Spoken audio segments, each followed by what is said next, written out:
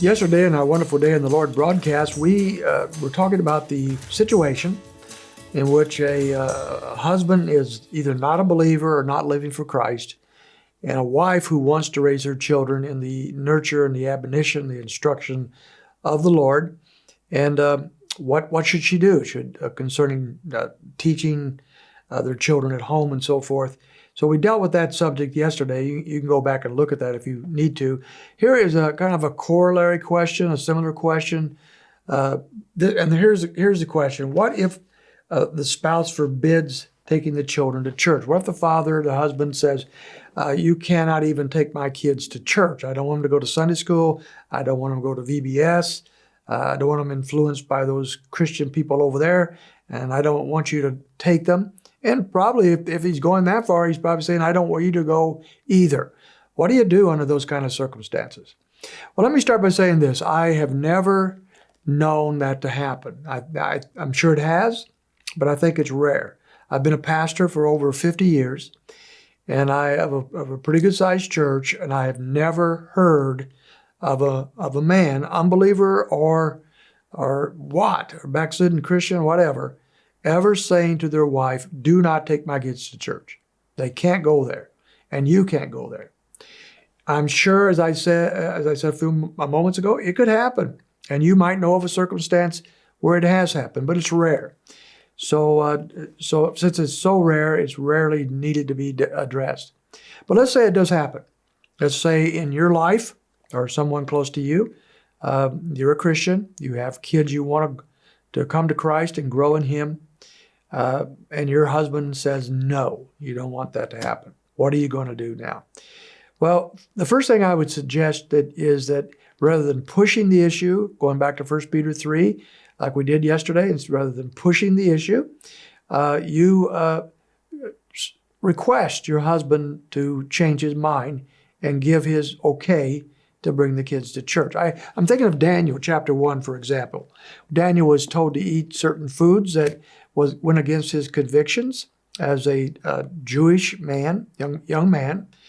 And instead of Daniel stubbing up and fighting and resisting and causing a big ruckus, here's what Daniel did in chapter 1, verse 8 of the book of Daniel. Now Daniel set in his heart that he would not defile himself with the king's choice food or with the wine which he drank. So he had made up his mind he wasn't going to defile himself. He was going to obey God in these things. But what did he do? So he sought permission from the commander of the officials that he might not defile himself. Now God granted Daniel loving kindness and compassion before the commander of the officials. And so the commander ultimately allowed him to go. Daniel was given a probation period, if you remember.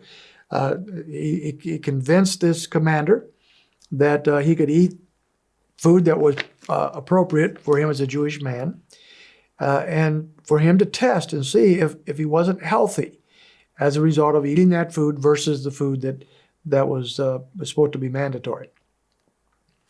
The commander gave him that window of opportunity, and as a result of that, Daniel was healthy, and the commander allowed him to continue to live out his convictions. Daniel didn't rebel, but he asked permission and got that permission and set up a system where he could be tested, and all ultimately went well. I would suggest you do something very similar to that. Ask permission, in a sense. Ask for your husband to rethink his position, and perhaps even set up a system. Let's see how our children are doing. See if they're not more compliant and more obedient and more helpful and growing in maturity. See if that isn't going well. And maybe the husband will look at that and say, well, I do see some improvement here. I see things going well. I don't see my wife stubbing up and rebelling against me or nagging me or talking behind my back to her friends. I do see my children doing well. And most likely, he would say, okay, I'm not going to go to church, and you can't make me, but you can take my children to church and you can go.